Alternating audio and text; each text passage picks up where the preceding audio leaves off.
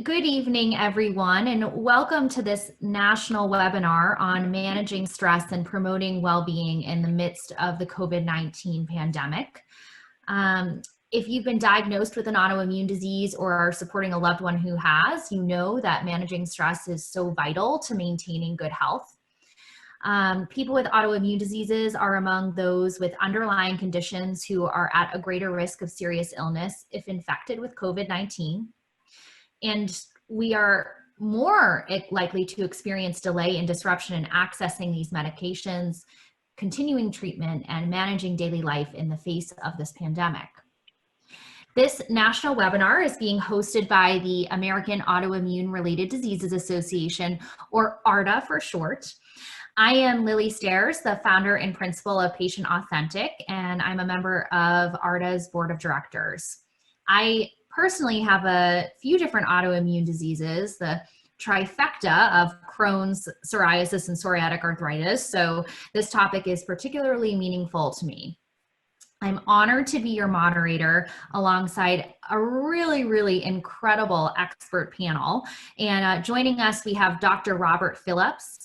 He's also known as Dr. Coping, and he is our keynote presenter. He's the founder and director of the Coping Counselors at the Center for Coping in New York. And he will begin our conversations on managing stress during these unusually difficult and stressful times. And I'll share that, Dr. Phillips has, gosh, I think it's over 30 books or 40 books he'll have to share, but on coping with chronic illness. And they are a really phenomenal resource for patients who are living with autoimmune diseases. So I highly recommend checking those out. Then we also have Dr. Nandi, who is an associate professor of clinical medicine at Penn Presbyterian Medical Center. Dr. Nandi will continue our conversation by speaking from the perspective of a practicing physician. I have the pleasure of knowing Dr. Nandi as a physician who treats patients with IBD. He's just so full of life, has an incredible energy, and is really beloved by his patients. And you can also find him on Twitter and Instagram under Fit with MD. So he's a great physician because he's really tapped into social media and does an amazing job connecting with fellow patients and advocates. And finally, Anna Lagasse, who is a dear friend of mine, and she is an unbelievable autoimmune patient advocate. And so she's going to share the patient perspective today and talk, she's not only a patient advocate, but she also has a background in healthcare strategy and works at Tufts Medical Center there. So she has a really fascinating perspective. We have almost 550 people registered for this webinar tonight, which really goes to show what an essential topic this is. And we've had so many of you share your experience with coping during the COVID-19 pandemic as you were signing up for this webinar. And so I'm going to invite our panelists to comment on some of these experiences this evening. We're going to do a little Q&A at the end too, where we will address some specific questions that you may have had. And we will be posting these shared experiences on our website along with the recorded webinar conversation and related resources in the next couple of days. All right, so enough of me. Let's get started on our conversation with Dr. Phillips. And Dr. Phillips, the immediate question that comes to mind so that we can kick this off is, how can we possibly manage stress during a health crisis like COVID-19, a pandemic that's really like nothing we've seen before? Take it away, Dr. Phillips. Thank you, Lily. I will take it away. Welcome to my segment in this very important webinar, and I will answer that question and more questions as we get into this. First, I'd like to express my appreciation to ARDA for putting all of this together. Although the webinar is sponsored by ARDA, the content of this webinar can provide valuable information for everyone, not just those with autoimmune diseases. I'm going to be talking about a number of strategies to help you manage stress and improve well-being during this crisis. These are things that you can and should do to help yourself. Next slide. One of the biggest problems that we are all facing is feeling out of control. How many of you are feeling less control over your lives than you did prior to the onset of this crisis. Almost all people are feeling that, at least to some degree. And one of the most uncomfortable feelings that we can have is that of being out of control. So the strategies we're going to talk about today are strategies to help you to be more in control. You want to be more in control of what you do and more in control of the way you think about the things that you cannot do or cannot change. Let's first talk about the things that you do and how you can better control them. Next slide. Obviously, you want to take care of your physical health as best you can. You can move to the next slide. All of the traditional areas of self-care are even more important now in order to protect your body from vulnerability to the coronavirus. In addition to common sense advice, such as healthy eating, exercise, don't smoke, get rest, etc., you'll notice that I include using relaxation techniques. If we have time at the end of my segment, I'll teach you a quick 10-second strategy that can help you. Promise, no more than 10 seconds. Relaxation techniques are important because they help both your body and your mind. In addition, they are something that you can do immediately to help you to feel more in control than you otherwise would. By the way, you may feel that all of the self-care suggestions that we are doing are turning us into obsessive-compulsive people.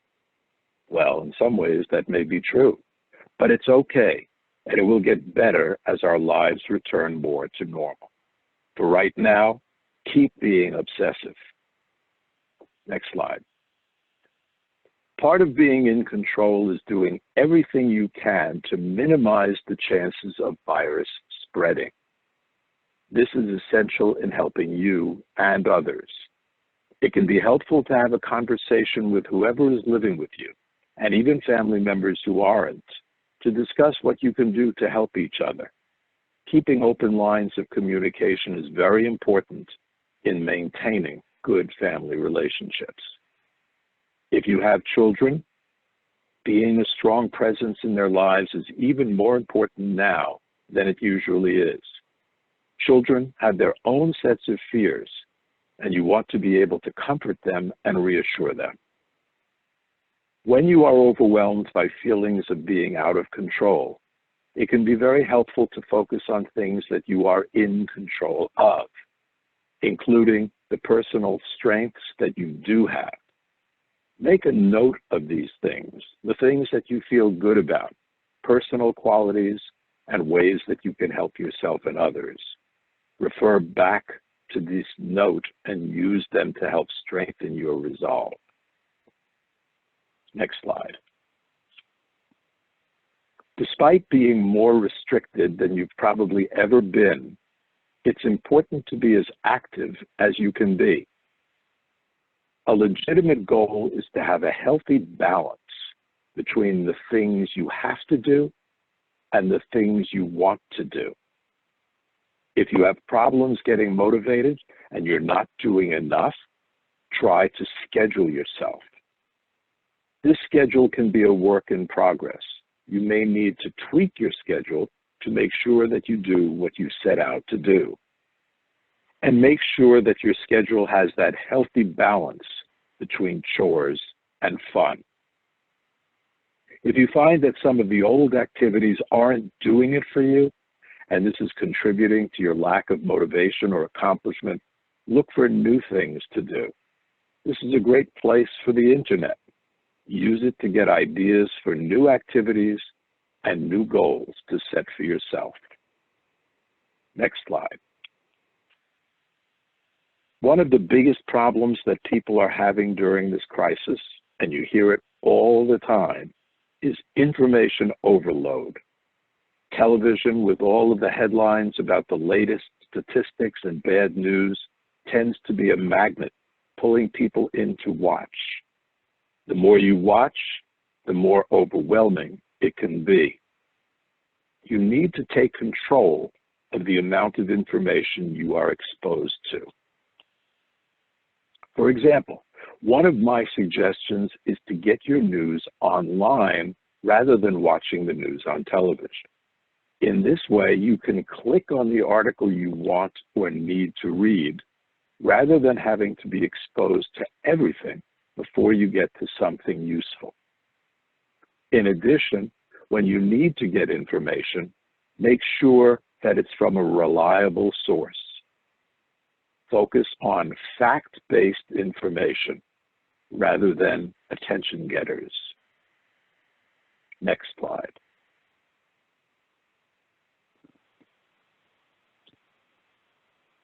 We can switch. Next slide. I guess we're not switching. Okay. Let's talk now about the things that you can't change. I mentioned earlier that you can change certain things, but you can change your thinking about the things that you can't, just like you can change the slide. You can still increase your feelings of control, but now by working on the way you think. How many of you ever think negative thoughts? Yes, that's a trick question. Everyone does. But the people who are coping more successfully are the ones who are better able to deal with their negative thoughts. We'll talk about this a little more in a few moments. What would you guess are the two most common emotions right now? Fear and worrying are right up there on the top of most lists. It's important to recognize that fear, worry, depression, anger, and all other negative emotions are a consequence of negative thinking. You're not frightened and worried because of the coronavirus. Think about that. You're frightened and worried because of the way you're thinking about the coronavirus. And if you set your mind to it, you can do something about your thinking. You can respond to the negative thoughts with more realistic, positive thoughts.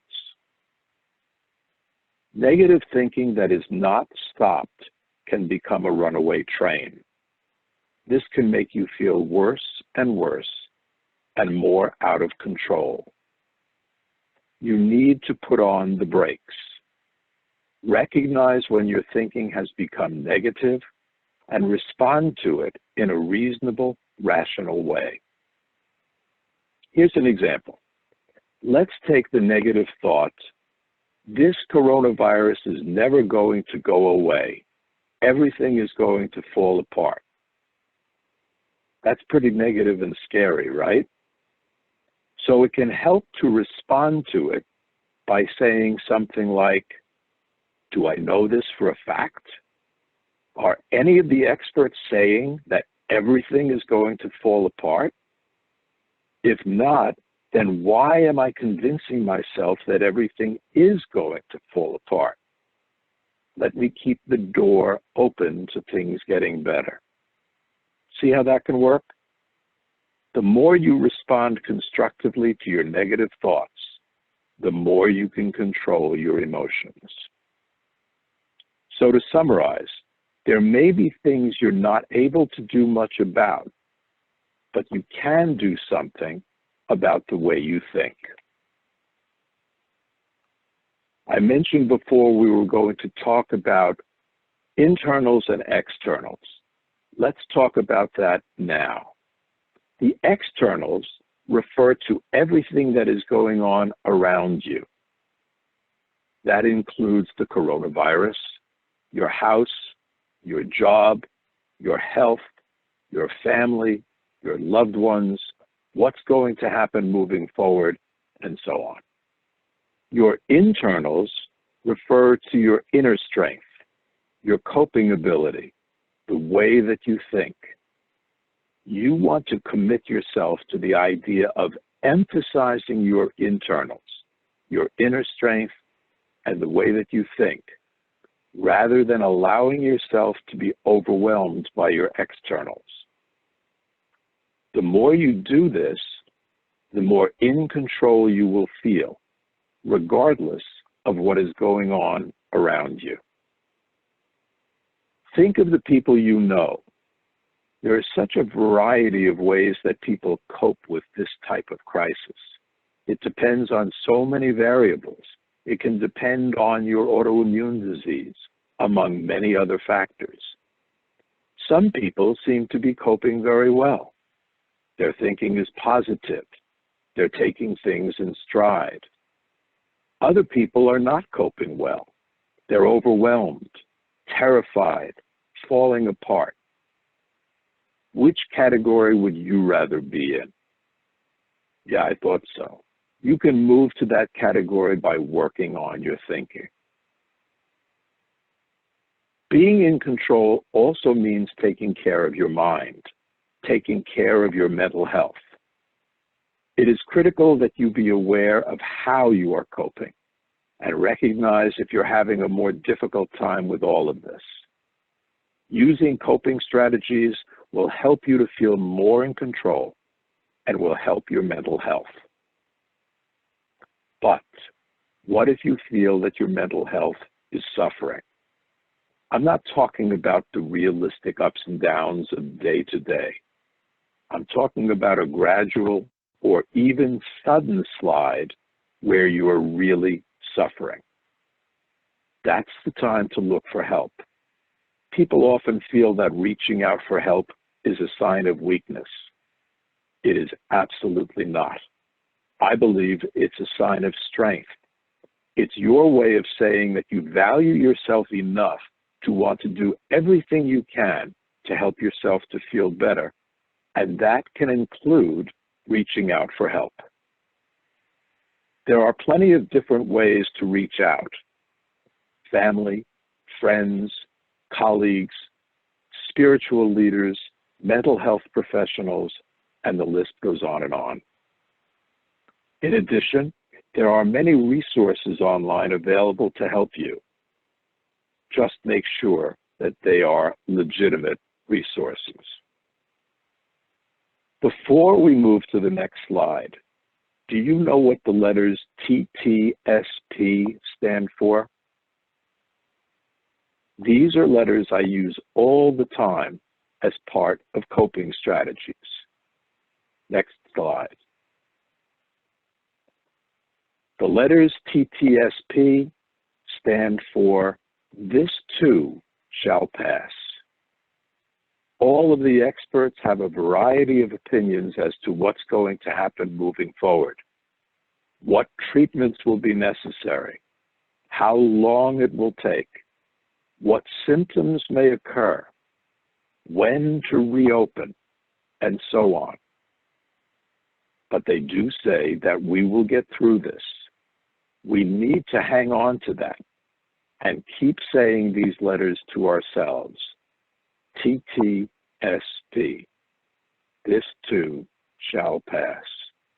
Remember, doing what we can to keep ourselves healthy and safe and using coping strategies, that is what will give us control back.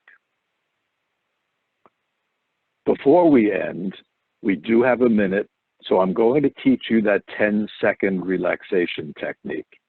Very simple. I call it the shoulder shrug technique. What you'll do when you do it, anytime you like to do it, is you take a deep breath, and as you are inhaling, lift up your shoulders as high as you comfortably can. Then hold your breath, hold your shoulders in the up position, and then after 10 seconds or less, if you're running out of oxygen, let it go. Let your breath out. Let your shoulders drop almost as if you are deflating a balloon, and you will immediately notice a difference.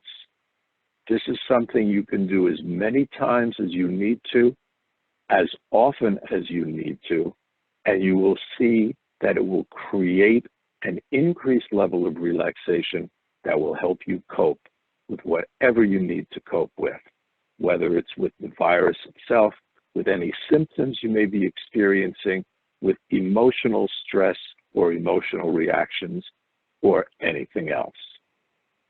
Next slide. Let me end my segment with the motto of my practice, Center for Coping, and that is this. Next. No matter what problem you may face, you can always improve the quality of your life.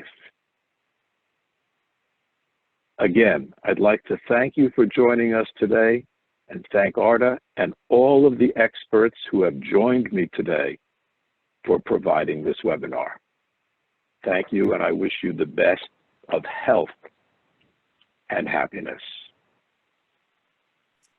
Dr. Phillips, thank you so much. That was such a beautiful presentation. I am a big fan of the deep breathing, but I really liked the addition of the shoulders. I actually did that while I'm sitting next to my cat, and I do find that pets are a great way to de-stress and cope as well. So I'm adding that to the list of things to de-stress, and maybe a glass of wine too.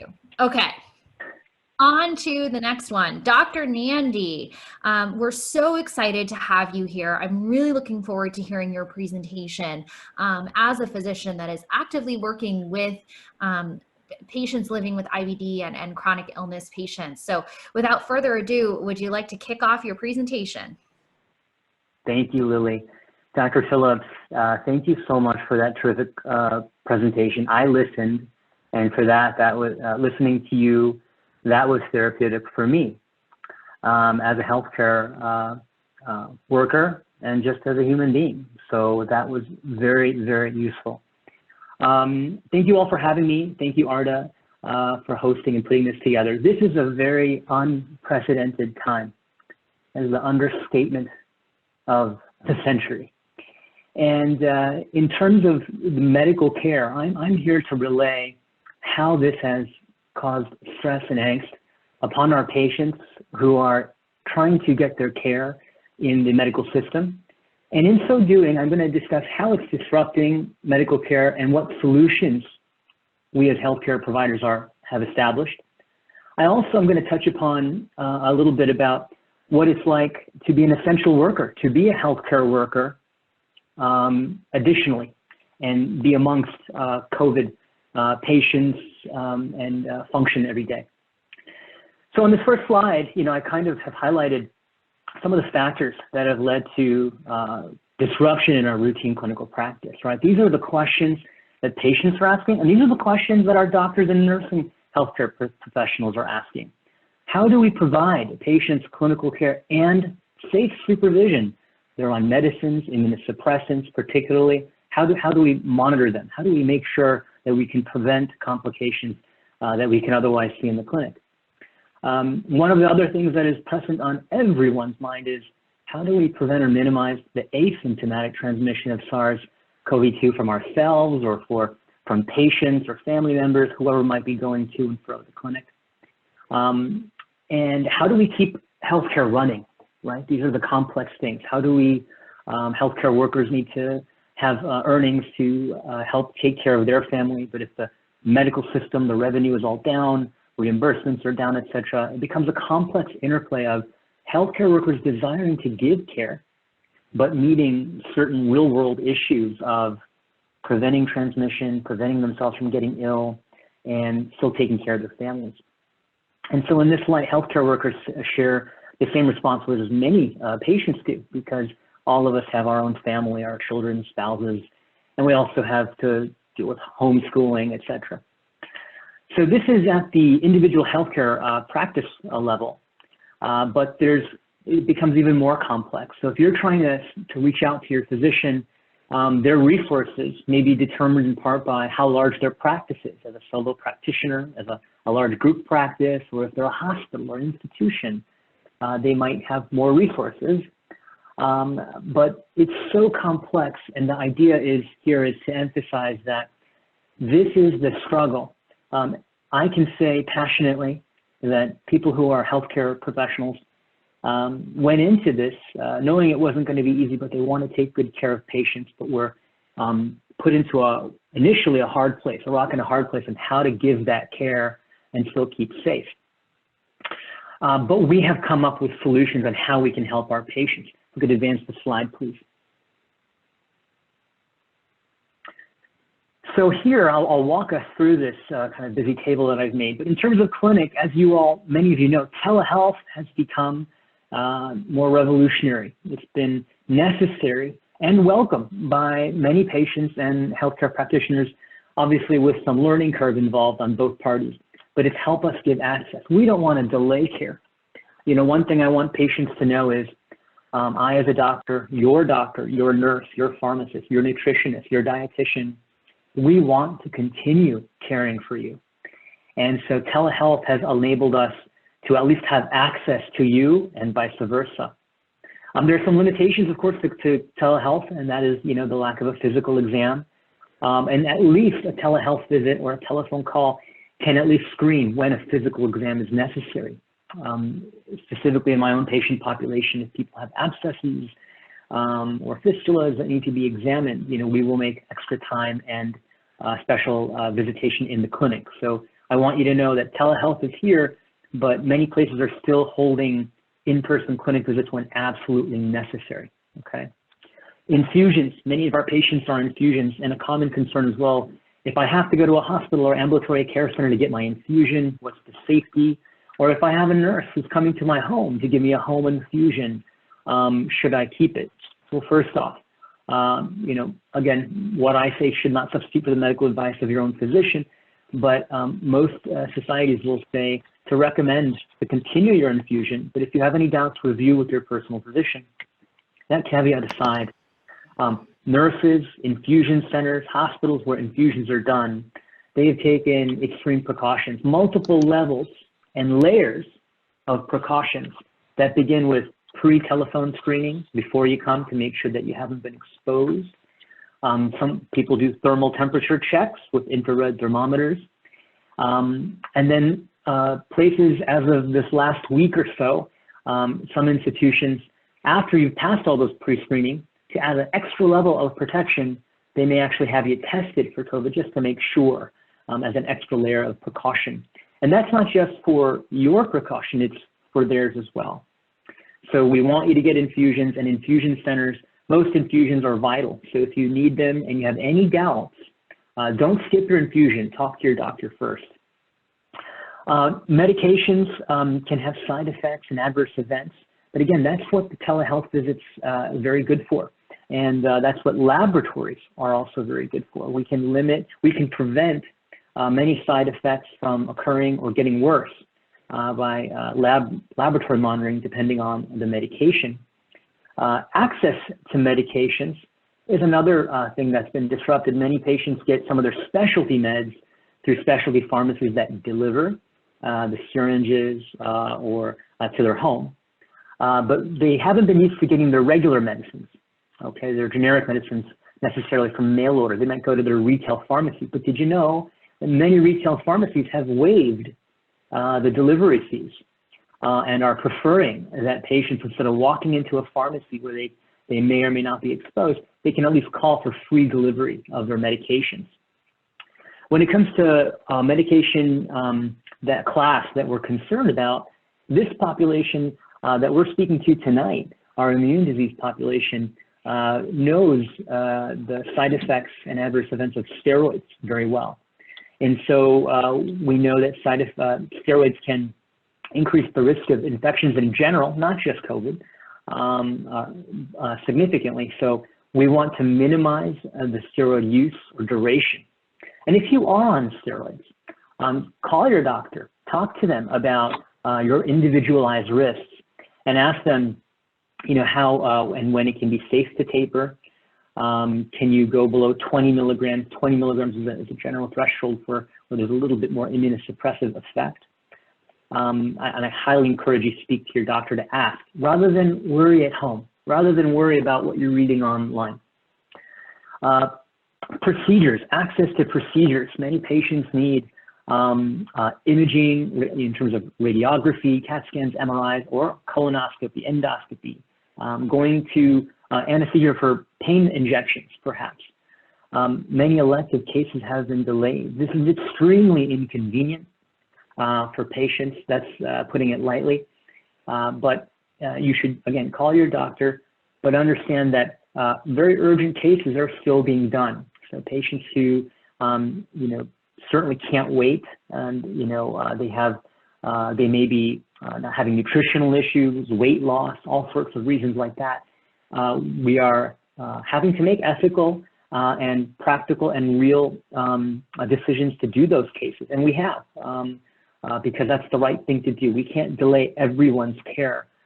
So I say that because I don't want you as a patient to think that you can hold out. If you have any doubt that you can't hold out, don't hold out. Talk to your doctor. Have them explain what protocol is being followed.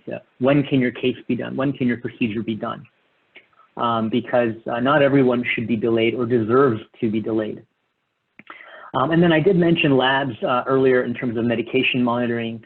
We still rely on laboratories, stool assays, and imaging.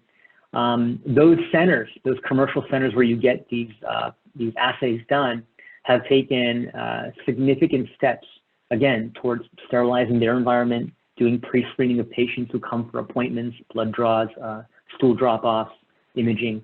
You want to call ahead, make an appointment, go on their website, learn about the protocols that they're keeping to help keep you safe.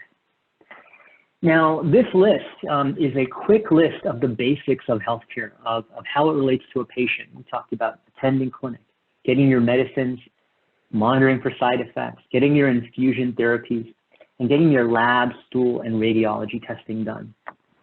So a lot of your care can still be taken care of. I don't want you to have too much angst that it can't. What I think is that I try to look at the positives of this. I think that this pandemic has forced physicians and patients and payers to rethink, do we test too much? Do we draw too much blood? Do we do too many tests? If you can't tell, my answer is yes. And I think it's forcing people to minimize the risk to patients, minimize to what really needs to be done, not just to cover people's bottoms, okay? Or to make them anemic with too much blood draw. I want to shift to the next slide, which is, again, I've talked about the patient perspective and how it's disrupted patient care, but the steps we've taken in order to, actually, you can go back, actually. The steps we've taken to still have patient care ongoing. So this is the patient piece. I recognize that on this call, we have individuals who are not just, who may have immune illness and are patients, our healthcare workers as well, right? Because immune disease doesn't discriminate. And so if you're an essential worker in healthcare or in groceries or any unit in which you are an essential worker, I understand that there is a significant angst there because you may not be able to be home, and you may be out there having more contact with individuals than the rest of the population. So first off, I want to say that if you have anything that compromises your immune system, it is your right to speak to your clinician, your treating doctor, and ask for their assistance in having a safer work environment if it already hasn't been given to you, okay? Many employers are making, without fuss, exceptions and accommodations, shall I say, to help keep you safe. But if you have any doubt, you need to communicate that to your superiors and supervisors. But a lot of people, when they were registering for this program, expressed that significant angst about what it's like and how do you cope with that. And I think Dr. Phillips' presentation was top-notch. A lot of the things there are very relevant coping strategies. Some of the factors that run through an essential worker are concern for themselves and others. Are they going to exacerbate their own illness because they're out and exposing, because they're a nurse or a doctor? This affects us on a daily basis in how we eat, how we sleep. So sleep disturbance is common. And we find that some people, jokes aside, okay, drink a little bit more often, some type of substance use. Maybe they smoke more often, which we shouldn't do because it's bad for our health. Or we have a few more beers or wine during the week. Well, all of this can lead to bad habits and reinforce some of the anxiety and or depression that this may bring on. So I want you to be self-aware. Also, when you're at work, how do you calm the anxiety you may feel at work? I can relate to this directly because I am right there with patients. And what I remind myself, I try to remind myself, and I'm not perfect, is that I am here for a reason as a healthcare worker. I am here to compassionately deliver care. And when I do that in this time of COVID, when I go to work and I'm doing a case on a patient who has COVID, it gives me purpose, it gives me fulfillment, and what I'm doing here is meaningful. And whatever anxiety that I feel, believe it or not, it calms down. Because I know I'm doing the right thing. I know that if I was in the patient's shoes, I would want somebody to help me. So if you are feeling that, remember that the work you do is important. Other things to do are to maintain a good routine, like Dr. Phillips mentioned. Just because you might be having a different work schedule, maintain your daily schedule of exercising, sleeping, eating right, taking care of yourself. Good habits help maintain good balance. Also, find humor at work. If you know me in real life, you know I'm quite silly. And humor at work can go a long way. Laughter is the best medicine. If you want to be more proactive, get into advocacy if you have time. And this goes for anybody, healthcare essential worker or not. You can write to your congressman, write to your senator or representative, and voice your opinions. You can find an organization that's helping make PPE or sew masks. Those are other ways to be proactive and put that energy in there. And then my last tip, because I don't want to go over my time, I'm sorry if I have, I guess, to talk to your employer and talk to employee health. Find out what resources are available for mental health counseling, family counseling, especially for an essential worker. And then the last tip is there, and I won't mention the specific company because I'm trying to be unbiased, but there are several smartphone apps out there that are offering free subscriptions to healthcare essential workers that focus on helping with meditation, sleeping better, and as such to relieve anxiety. So the next slide included some resources for all patients and clinicians, because guidelines are always being updated. Go straight to the real source. There's no shortage of good information. So don't go looking in the darkest corners of the internet for more information. The best information is at your trusted websites, the World Health Organization, the CDC, and most definitely the American Autoimmune Related Disease Association. Thank you very much. I appreciate you listening to me, and I'm looking forward to some more questions later after we hear from Anna. Dr. Dandy, that was such a wonderful presentation.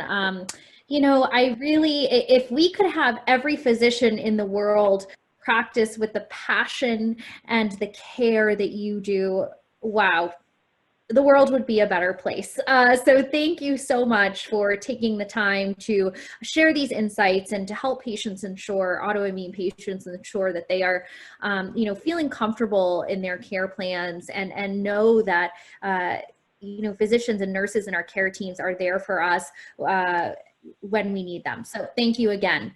And now it's my great pleasure that we have our last presenter, Anna. As I mentioned, Anna is a dear friend of mine. She's one of the first people that I connected with, you know, when I was diagnosed. And something I really love about Anna is how candidly she speaks and how honestly she speaks about life with chronic illness and the impact of mental health and chronic illness on your mental health. And so she was the first person that came to mind when we were planning this webinar as somebody who would really be able to do the way that all of us as patients feel. So Anna, I'm so grateful that you're joining us, and I'm going to turn it over to you so that you can connect with our audience.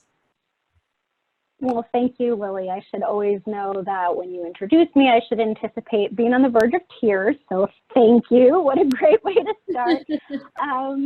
But no, really, thank you, Lily, for that introduction. And thank you to everybody at ARDA for having me here today. This is such an important conversation to be having.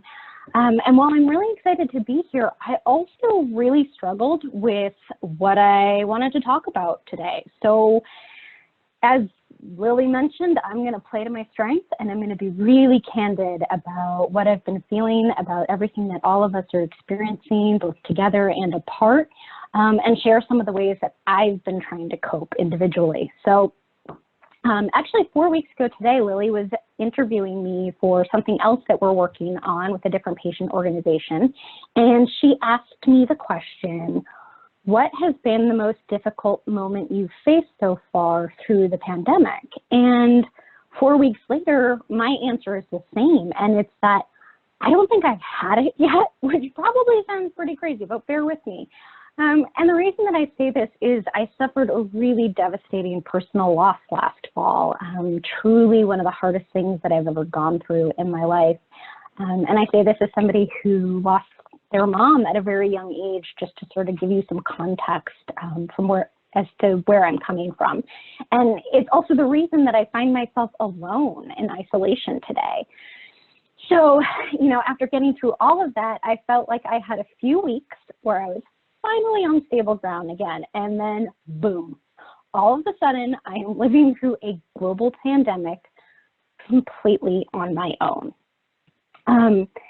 And weirdly, perhaps, despite all of that, I've actually felt pretty okay most days. Yes, I definitely have bad days when everything feels completely overwhelming and all-consuming, but so far I think I'm managing that stress pretty well. But what's scary about being pretty okay, right, is this feeling that the other shoe has to drop eventually, that at some point the pain and the grief and the trauma of being completely alone in isolation, it's going to hit me. And then when it does, all of these things that have helped me get through up until this point in life, I'm not going to have those because of the way, you know, because of government shutdowns and social distancing right now. So I'm not going to be able to go to concerts or spend time with friends or play with my little baby nieces or go hiking or travel. And so at this point, I'm actually less scared about contracting COVID-19 and more worried about what happens next. So when we think about the next month, hopefully 2, depending on where you are, when steps are taken to reopen businesses and return to normal, I'll need to continue, like most folks on this call, to isolate while businesses put new protocols into place, people continue to adjust to the evolution of social distancing, and of course to see if we experience an immediate rebound in infection rates. And I appreciate that this is going to be a gradual process for everyone, whether you have an autoimmune disease and you are high risk or not. But I can't help but to feel like at some point I'm going to be left behind while my friends and my loved ones get to go back to normal. And it's this idea of like, how long do I have to live with this? And how is it going to affect my relationship? And how many of my little niece's birthdays will I miss? And will it be safe to spend the holidays with my family this year? And as somebody who has anxiety and depression, which in my case is related to complex PTSD, so that certainly adds some complications to all of this. But it's really scary to cope with all of this without being able to rely on not only these coping mechanisms that I've built up over the years, but the things that also truly make me happiest in life. So right now, what I'm trying to really focus on is simplifying my coping mechanisms as much as possible. As I like to say in therapy, and to anybody that will listen to me, it's about controlling your controllables. And so I want to share a few of those things with everyone. Now, again, most of this is going to sound really simple.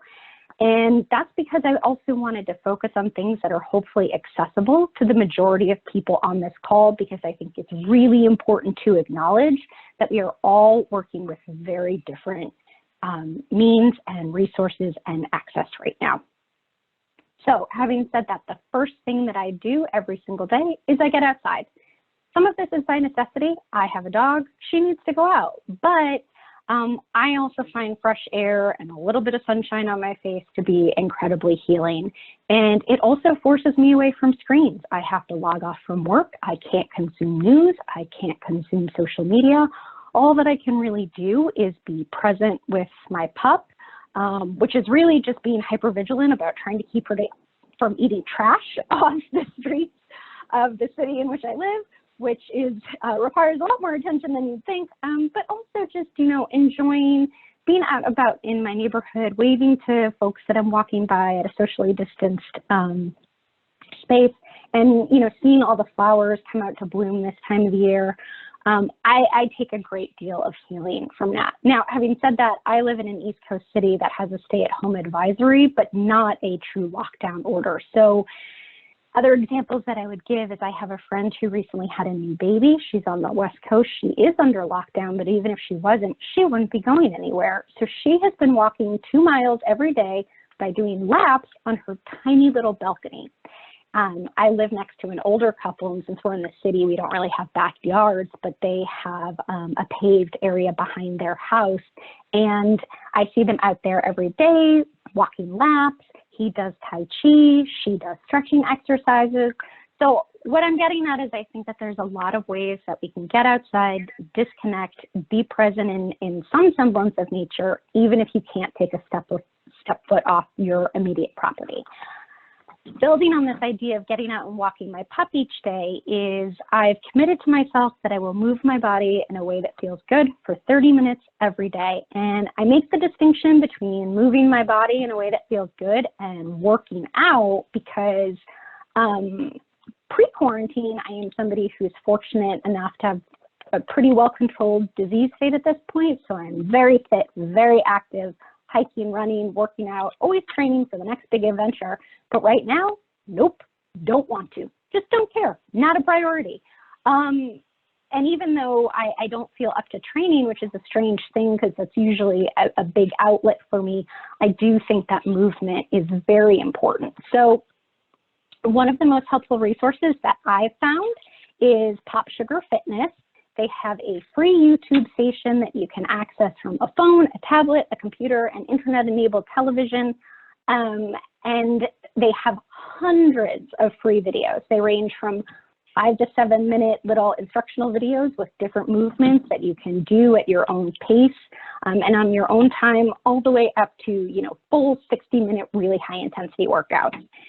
And while that used to be something that I would gravitate towards, what I've really been enjoying is dance workouts lately, which Lily probably thinks a little bit is pretty funny because she knows I've been to exactly one Zumba class in my entire life pre-quarantine. Didn't go well. Very, very embarrassing for me. So if there is one silver lining of quarantine right now, there's nobody to be embarrassed in front of. So when I log off from work at the end of the day, I will put one of these videos on. I will dance around my living room. There's no mirrors. Can't see how terrible I look. I break a sweat. I laugh. And I don't take myself that seriously for 30 minutes.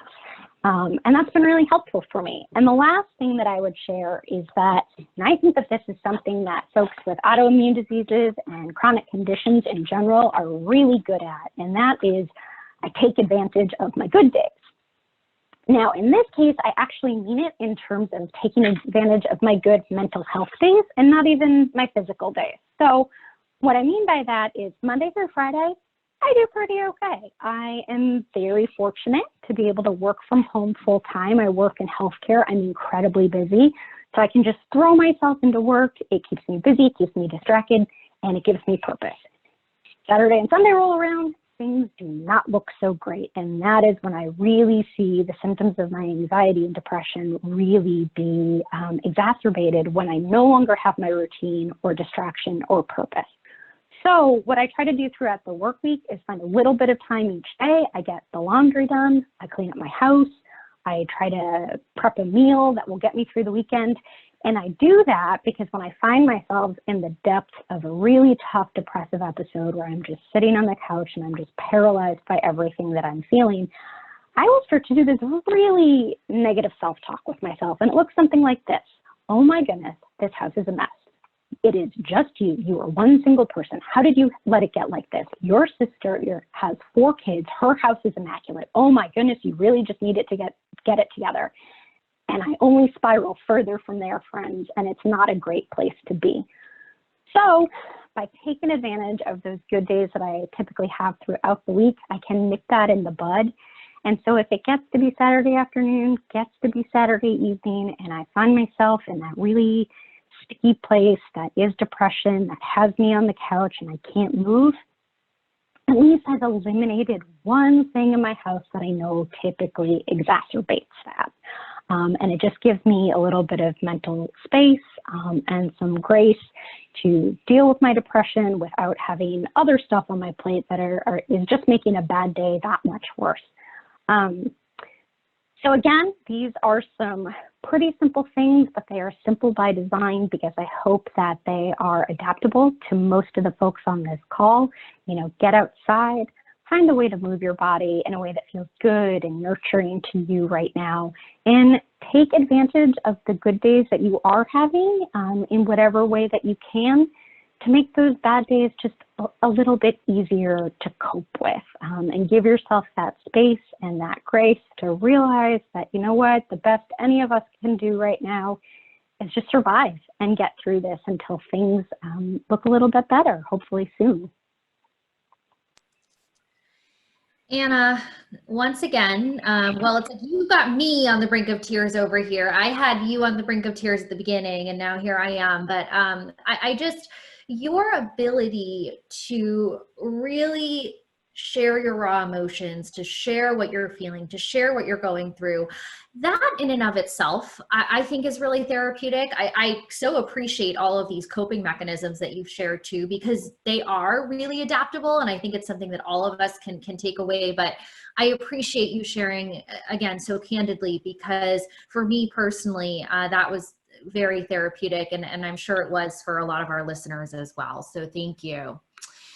And now we've only got 8 minutes left. So we're going to try to really go right up to the end and try to give you guys as much content as possible. We are going to now take some time to jump specifically into some of the questions that all of you had when you signed up for the webinar. We broke them out into some different sections because we had people who were asking a lot of the same questions, which means people are going through some of the same experiences. And so I want to jump in and start with the topic of medication access. Really, I mean, this is so disheartening. Unfortunately, we have a lot of patients who are struggling to access their medications to treat their autoimmune conditions. And so I have two people I want to toss this to on the panel. Anna, first I want to hear from you because I know that you have been experiencing this. I want to know if you have any tips or resources for patients as they're trying to navigate getting their medication. And Dr. Nandi, from the physician perspective, I'd love to know if you have any tips or strategies for navigating this. And so, Anna, let's start with you, please. Oh gosh, this is so tough. It's been a battle. That's all I can say these past few weeks. But I think if I could give I know Dr. Nandi mentioned earlier taking advantage of getting your medications mailed to you. That's definitely something that I've been taking advantage of. But the single most helpful thing that I've found is if it's possible, especially for an oral drug that's not an injectable or an infusion, get in touch with your doctors, get them to write you a new script and get them to write you it for 90 days. And just ensure that, especially if you don't have access to a mail-in pharmacy, that if you do have to go out and you do in person have to pick up your prescriptions, that you're limiting the frequency with which you had to do so. And for me, that's just really cut back on a lot of the stress that I've been dealing with lately. Yeah, I think that's a great tip for everyone, which is get a longer 3 month supply as much as you can. I was going to say, in addition to getting the 90-day supply, which is really key, and trust me, I want to actually back up. Patients, I don't want you to ever think that you're inconveniencing your doc or your nurse practitioner or your physician assistant. It's not hard for us to electronically send a script or for our nurse to send a script if it's a doc. So don't feel bad about asking. They understand why you're asking for it, okay? And it's very commonplace. So definitely 90-day. The other thing, especially for any of the immunosuppressant drugs, like in your infusions or your subcutaneous injections, or even if it's an oral specialty drug, find out the authorization period. and when it expires. If you don't know what I'm talking about, it means that your insurance company has authorized payment or coverage for a medicine for a certain amount of time. Some insurance companies are 6 months, some are a year, some are 2 years. You will always get a letter in the mail. Save them, put into a binder. If you don't know when your authorization period expires, I got you covered. Actually, your pharmacist does, meaning, I think pharmacists are unsung heroes. Call your pharmacy up or call your specialty drug company up, and they will go ahead and let you know when your authorization is over. The reason that's important is because we don't want it to expire. And if you know it's about 6 weeks away or 8 weeks away, don't wait. Just call your doc, give them the heads up. That's more than enough notice for your doctor's office to go ahead and renew the authorization. So that's my tips about medication specifically. Those were fantastic tips. And Dr. Nandi, I love that idea. You're not inconveniencing your doctor. Thank you for that. So next, I want to, we have so many questions to cover and we only have 4 minutes left, but we're going to try to get a few more in. The next one I want to address is sleep. So many patients wrote in that they're experiencing difficulty with sleeping, and we all know how important rest is for everyone, but especially patients living with autoimmune conditions. So Anna and Dr. Phillips, I'm passing this one to you guys, and why don't we start with Dr. Phillips here. Do you have any tips for falling asleep and getting a good night's rest? Well, I can start by saying that the one thing that you should not do before going to sleep is watching the news. You certainly don't want to stress yourself out that way. So if you are going to watch the news or anything like that, keep a good, healthy period of time between the end of that and when you try to go to sleep. Given that, I'm a strong believer in the use of relaxation techniques to help you to go to sleep. You could use the shoulder shrug strategy. There are other techniques that I use. I have a procedure called the quick release. And if you're interested in learning more about that, I can actually send anybody who is participating an MP3. That takes 2 minutes. So all you have to do is email us and we'll take care of that. But you can research it online. If you can be more in control of the way your body feels and you can reduce any tension that you're experiencing, you're increasing the likelihood that you'll be able to get to sleep. That's amazing. Thank you so much, Dr. Phillips. And Anna? So I just cannot stress the importance of routine and sleep, and sort of good sleep hygiene. And what I mean by that is when you establish a routine, it's almost like you can trick your mind into thinking, hey, it is time for bed. So on an iPhone, I have an iPhone, and you can actually schedule a bedtime reminder. And so as soon as my bedtime reminder goes off, which is at the same time every night, I go in, I wash my face, I do my seemingly endless nightly skincare routine, which is also very soothing for me. And even if I'm watching TV, I will, move into the bedroom, go lay down, turn off all the lights, and maybe watch a little bit more TV. But when it's time to turn off the lights and really commit to going to sleep, my 2 favorite resources are the Calm meditation app. I love meditation, but what I love even more is that it has bedtime stories on it. And you can literally listen to somebody read The Velveteen Rabbit, which is just so soothing and really nurtures that inner child that all of us have. Calm is the most expensive app that I pay for. So as an alternative, and I think it's worth it, but as an alternative, there is a podcast called LeVar Burton Reads. And for those of you old enough to remember, he is the original host of Reading Rainbow on PBS and has this incredibly beautiful and soothing voice. So he reads selected stories, most of which are not well known. They're from independent authors, which I think is even better. And so it's free. And so I'll put on an episode, turn off all the lights, and just sort of drift off listening to somebody read me a bedtime story, which it is the one thing that I go back to in my sleep routine time and time again is bedtime stories, to be honest. And I say this is somebody who's 36. So yeah, it's incredibly, incredibly soothing and has proved very helpful for me. I love that. And thank you so much for sharing such concrete resources. The ARDA team will work to include some of these resources that all of you have mentioned throughout the webinar in our follow-up email. So thank you all. We are at the top of the hour here, and I want to be respectful of everyone's time. So thank you to everyone who joined us. We greatly appreciate it. Know that we are thinking of you during this time, and we are fighting for you. We are doing everything we can for autoimmune patients, and we're very lucky to have advocates and physicians like Anna, Dr. Nandy, and Dr. Phillips marching alongside us. And so please don't hesitate to reach out if there's anything that we can do to ever help you. And thank you to our panelists for being here and for sharing your wealth of knowledge. And I hope that everybody continues to stay healthy and safe.